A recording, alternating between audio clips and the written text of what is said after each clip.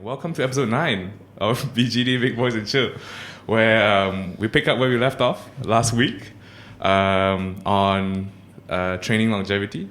And yeah, so as we were saying last week, if you decide to pursue strongman as a career, and I guess this applies to Darren as well, I mean, definitely was a consideration with MMA. Where does your health and longevity, how does it fit in the whole picture?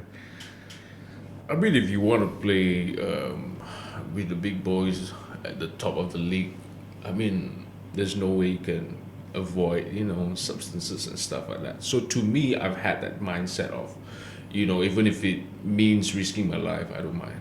Because honestly, I don't plan on, having a big family, whatever. I'm probably going to be on my own for a while. So risking my life just to do things that it's not promised. You get what I mean? It's not promised, but if you work for it, maybe there's something in it. You get what I mean? Yeah. So it's really investing, and there's a lot of risk, and maybe there's profits as well. Yeah, I mean, I enjoy doing things, and I want to get better, even if it means, you know what I mean? Yeah, even if it means like hurting myself or whatever. Yeah. I guess when it becomes like your job and your life really depends on It's it. part of it. You can't run away from it though. Yeah. Unless if you do things, if you do sports, just for the sake of doing it, like enjoying, or if you don't have that competitive mindset, like you want to go really really far, so you won't have the same risk as someone who really wants to go far. Yeah. Yeah. I can understand that. Like I feel, like, I think when you do want to be the best, like everything else is like a secondary It doesn't concern. really matter to you. Yeah, definitely. Right. And so well, that was a good kickoff. So I kind of want to talk about what the your lifting careers or MMA careers, even in rugby as well, right? What was the biggest setback that you guys had? Like the one that kind of didn't heal quite right, or was the biggest, something that really stuck with you? Injuries. Injuries, man. Injuries. That's what we Part of talk the about game, here. Yeah. Right. So Darren, with your in your whole career, since with your MMA and going to rugby and When I was younger, powerlifting was life, man. Until I corked my back, and then took a couple years off before I could do 3 lift again. And later on, as I got older, dealing with lifestyle changes, inflammation especially. I had a pec major tear. I've had ligament issues that haven't healed until literally this year. right. Yeah, and that's because I identified the problems, identified issues with my body, and got them addressed. So if you're ever in doubt, anyone, get your blood work done, man. Don't guess, don't try this because someone said something. Just get your blood work done. Go to a proper doctor and see what's wrong with your body. Like in my case, my inflammatory factors are through the roof. I've been dealing with this for years, and I just didn't know that I was actually struggling with like metabolic syndrome. Metabolic syndrome. Could you tell me a bit more about what it is? Like, Yeah, I'm curious. Basically, your body's kind of failing, So I had high blood pressure, and I used to have low blood pressure, Like I remember I was fighting. I was like 110 over 80 or something, and the doctor's like, "Hey, that your blood pressure's low," and I was like, "No, it's like when you were in the heat of the whole. oh, when I was still competing." Oh, right. Okay. yeah. Okay. And after I got injured and started going back to doctors, my blood pressure was like close to 160. Yeah, over like I think close to 90 or something. So no good. And then high blood sugar, high cholesterol. And This was due to like a lifestyle thing, or was it? this was actually due to my body becoming insulin resistant without me knowing, and then from there pre-diabetic, and that caused a lot of things not to heal properly. So I had like a tendon issue in my heel for like 3 years. I just thought, it's just wear and tear. And I cut out all my sugars, got my diet good, and healed in like half a year. after 3 years of just being annoying. Wow. So there seems like there's a lot of like underlying situations, underlying conditions that Yes. that would have been resolved if you If just I kind of got my blood work done 3-4 years ago, and figured out what was actually going as on. an athlete, that's really important, right? I mean, because we're not eating a balanced diet. We're eating for the sport, or let's say we're training for the sport, right? And so like I kind of wanted to talk a bit more about the pec strain, your pec tear that you had, right? Like so. My pec. So how did that happen? Just to kind of. Okay, so it actually started with a wrist injury. I had decoy veins tenosynovitis, which is like It's too sciencey. sorry, basically my wrist was hurt, so Okay. it took about, in fact it's still not 100%, but after about 6-7 months of doing nothing, it finally got a little bit better. So I went back to the gym, and I've been taking 6-7 months off my right hand. So I went back to the training. Weights felt okay. Weights were moving. Didn't feel too much strain. On the second week back into training, I actually lowered the weight.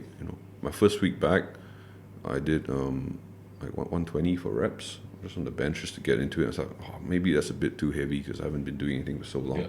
I dropped to 110, warmed up properly, from the bar all the way up to 100. Felt good.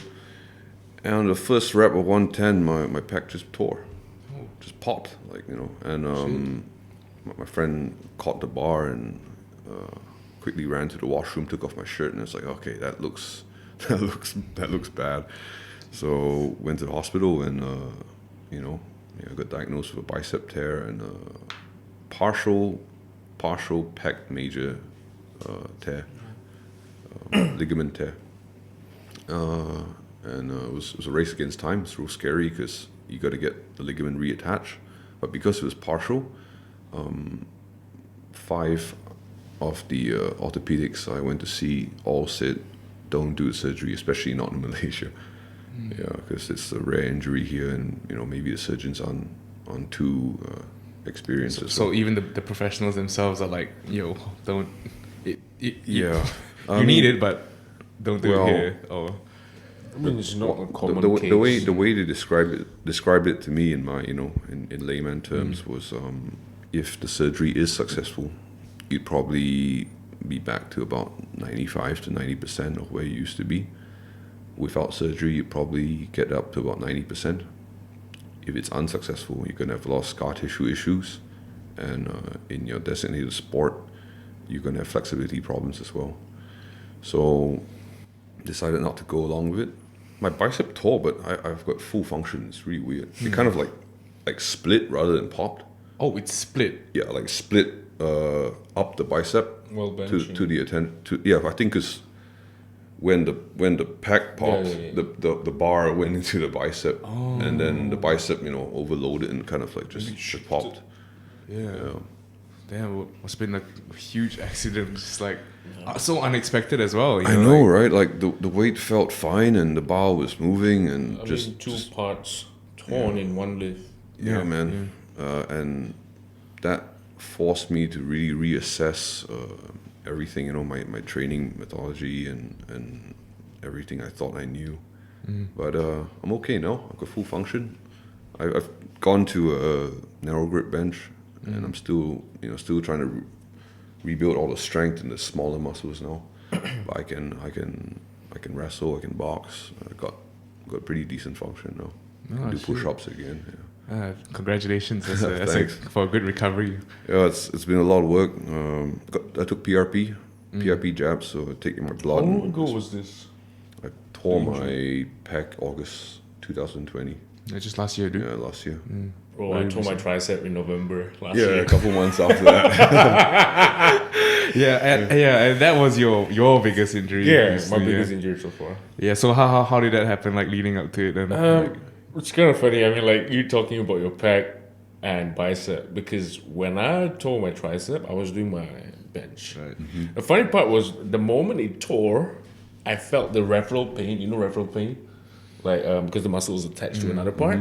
you felt pain in that other part instead of the direct muscle. So I got off the bench. I was like, because on that day itself, I felt very tight on my back, and it felt like it's niggling, it's pinching. Not my tricep, nothing at all. So when I tore it, I was like, I grabbed it, and I felt like, okay, pec major is still attached, fully attached, and I was like, wait a minute. I grabbed my tricep. I was like, oh. Because I felt a gap. Honestly, I felt a gap. Yeah. After that, thank God, Dr. Nat was there, and then she assessed me. She was like, she was rubbing around, and then she tried to see if my strength has gone down. And then immediately, I couldn't like fully straighten my arm. I felt a lot of weaknesses going on, and then she was like, it's a torn tricep, probably 70% torn. Yeah, but we don't know if it's muscle tear, tendon, ligaments. So when I got scanned, I met Dr. Arvin and Dr. Nat in the hospital. I got it scanned, and well, thank God I didn't have a full rupture. It was a partial tear, about 70% on the tendon. Yeah, the attachment of tendon, it's in the center. Right. It didn't tear fully. Like yours is on your bicep. It's been about 13 to 14 weeks now, and they've been helping me a lot. I did not need any surgery. I did a lot of triceps work. They both told me to, like the moment you tear it, you need to do a lot of eccentric work, tempo work, because you need blood. Yeah, you need blood and the collagen to recover it in the pattern of how the tendon used to work. Because if you just let it, rest and do nothing, the recovery will be bad, and then the flexibility won't be there anymore. You get scar tissue as well. Yeah, scar tissue. Atrophies. Yeah, I got a lot of scar tissue. I got it scanned like 2 weeks ago, but it's not really a problem. But what shocked me was I had in my mind certain weights that I want to work with, but Dr. Arvin was like, you should go 160 and 180. And I'm like, bro, I'm still recovering, man. Yeah, but it got me really frustrated, actually, because, like, you've been working and training for, like, 10 years. Yeah. And then, out of nowhere, like, it was a good day. Back was sore, normal. Tricep didn't feel anything. I was doing my third set of bench 190 for, like, I did, like, 7 reps. On both sets, and then the third one I was like, maybe I can get 8, so I popped it on the third one. According to Dr. Arvin, it's torn probably because of fatigue. Yeah, not really flexibility issues, because I don't really have those problems, because too many reps, too many volume and everything. You live and you learn. Yeah, but after like 2 to 3 weeks of recovery, I was really happy to be able to do 1 rep of push-up. Yeah, it's the little things, like after injuries that makes you really want to come back. Yeah, for the first week, like I cried so much. Actually, I broke down so much. It felt so depressing after the injury. I got home and I was like, couldn't think of anything except for, like, this is gonna be the end of it. Yeah, but dealing with it better, getting stronger again. Yeah, very happy. Yeah, I think I understand that whole, like, that kind of mental part of the strength trade, like the injuries as well, because like back in 2014, I think I was just squatting. This was before I started powerlifting, squatting 140 in the gym, and then on the way up, just my back just gave, like, and I was like, what the fuck's going on? Did I like pull a muscle or something? And the next day, like, I couldn't get out of bed, and I was like, what the fuck's going on? I was like, am I gonna die? Like, and so then with the help of my mom and my siblings, and we went to the hospital and we kind of got an MRI done, and the doctor said, like, yeah, you've got a herniated disc. So I was like, how the fuck? It's squatting 140, and so then it was pretty much like the doctor said, oh, if you want to like resolve this issue like properly, you want to do surgery. And I was like, fuck no. Too young for surgery. No, hell no. Like, if I cut my back open, like that's the end of everything. That's and I was like, okay, let's just see how I can go. But the whole like mentality behind it, but back then I wasn't like really strong or anything. So there isn't that overwhelming sense of like, like, oh fuck, like what do I do now? Like it was more like, oh no, am I ever gonna get back to just moving around pain free? And so then 2 years later, things kind of went from like a 9 out of 10 to like 7, and then slowly gradually down to like a 2 out of 10, and things were kind of okay. And then recently, like I've been had an injury again. Now with Zaro's help, I think I was trying to get back into the whole lifting thing, because I guess it was kind of like a residual injury from before. Like it was the whole like my QL in here kind of like was like overcompensating for a weak glute because of whatever happened before. But drawing lines here and there, if we found there was a glute weakness, and just trying to get back into it. But like at this point in time, like when your performance like takes a huge dip, like it kind of gets to your head in a sense. Like, will I ever, like, where am I going? Where am I going? We're not talking about, will we ever improve, but will we ever get back to where we were? Yep. Yeah, because like trying to get back to that point is another thing, and trying to get better from where you left it is a different story. Yeah.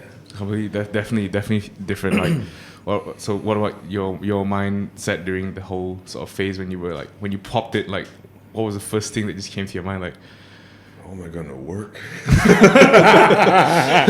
does your like physical like job, I mean your regular job require you to? At the time, yes, I was training bodyguards, and that had to be hands-on, so got a coach to handle that. I played 6 months of Doom Eternal, and got me strong mentally. Yeah, bro. In all seriousness, though, it was a really tough time. The main cause of my anguish being unable to handle my kid, so young child, and wondering why not carrying him. All that's heartbreaking, man. Yeah, but the first month was pretty bad. After that, I could carry him again, so it wasn't too bad from there. And just learning and trying to compensate with day-to-day tasks. But what kept me going was focusing on what I could do. I could still, I guess do my lower body work at the time. Work on my conditioning, simple kettlebell swings, trying to focus on the technical aspects of whatever I could do with my left arm. Just keeping that mentality going and trying to figure out at the time like what was going on with my body. Like I had no idea that I had chronic inflammation, and I had no idea that things were so wrong. So when I did find out, my focus shifted away from injury to getting healthy, and that kind of gave me something to just like a push forward. Just like, I have to do something. I have to do something about this. This is a wake up call. So in a way, even though I've got 1.5 packs now, like I actually see it as like a hidden blessing in a way, because I'd rather have be in the situation I am now than have 2 working packs and diabetes, right? So because once you go down that road, like it's it's different, man. The recovery and the problems you face. So. Right. So getting back into it, right? Like you guys have briefly talked about it as well. Like the mindset getting back into it is kind of like, well, so the first step to kind of recovery, at least like from the way I think about it, is that, okay, can I do what I was doing before? Right? And so, well, what were you thinking about when, let's say, when you were getting back into, let's say now during the rehab phase of the whole thing? How did you approach it? What was the biggest challenge, and that sort of thing? Yeah, maybe start with Well, Chief. Stop calling me that. So, I mean, coming back to, when I had the injury, it was devastating. It was very sad. And then as I build up, it didn't just, if you really is an athlete, it didn't really just, make you want to recover, but it builds your mental capacity. It makes you stronger mentally as well. Like, you can either choose to, I'm gonna let go of this sport, or I'm just gonna slack or whatever because these happen, or you can just choose to shut the fuck up and just get back onto it, get back on track, and make sure this track is like really safe, and you pack enough knowledge to be safer on that road. And I've definitely feel more fired up these days, and I've been hitting PRs as well on other lifts, not my bench press, obviously. But that's better than nothing. True. Yeah, you hit 2, you lose 1, still something. Yeah, that's why I feel really fired up. I feel like something really big will happen this year. Yeah. That's So it's like just having like that mental fortitude to just keep like, because I since I started lifting, like when I first started lifting 14 years old, I felt like I'm stronger than most of the kids my age, most of the guys in my gym. And at this point, I feel like, no one else can do things that I'm doing. I mean, not in business or whatever, but in the field which I am in right now, which is lifting. Yeah, I feel like the 400 kg mark is not that far, and I'll be the first. 400 kgs. I'll be the first. Hit it here Definitely. first. Yeah. Right. Yeah, dude. So it's about like just having that kind of like mental fortitude to just keep pursuing what you want to do, right? Definitely. Yeah. What about you, Darren? Oh, this isn't my first major injury. Oh, what was your first major injury? Herniated disc as well, L4, L5. Same spot. Same spot. Recently there was I kind of had like, because of the whole like L4, locking up yeah. thing.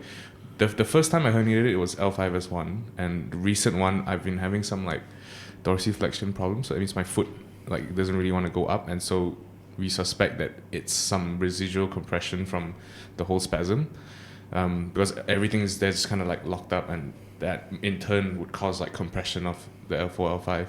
And so right now I'm still kind of like slowly recovering from that. But yeah, L4, L5. That means like you had like symptoms of L4, L5 compression as well, like Yeah, your toes. I had weakness in my back, like significant weakness, a bit of sciatica for the first year or so. Just like little electric shocks going down my leg.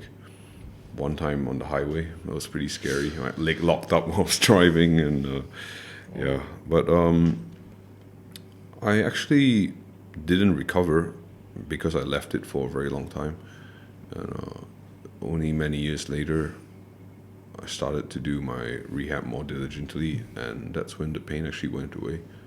Yeah, so dealing with the setback mentally with my pec tear was kind of the same, but because I've already been through something like that in the past, the main thing that I focused on was looking for a solution and trying to get the best opinions I could get.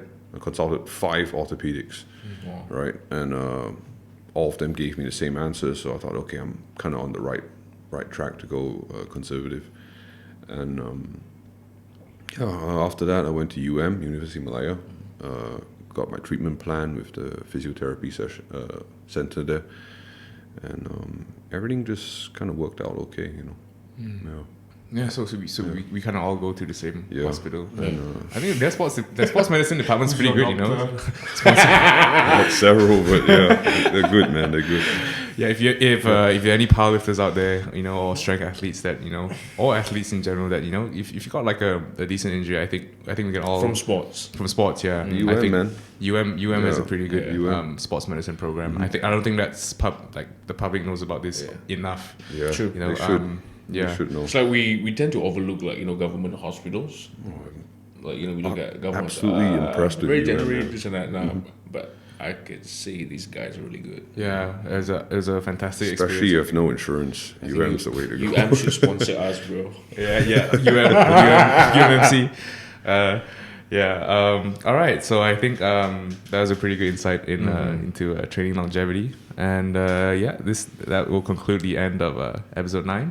And stay tuned for next week's episode where we talk about everything raw and uncensored. It will be up close and personal with the big boys as well. So not so much about more training and strength, but more about life philosophy, key moments in the careers and that sort of thing. So keep an eye out for the next week's episode. All right, and see you guys.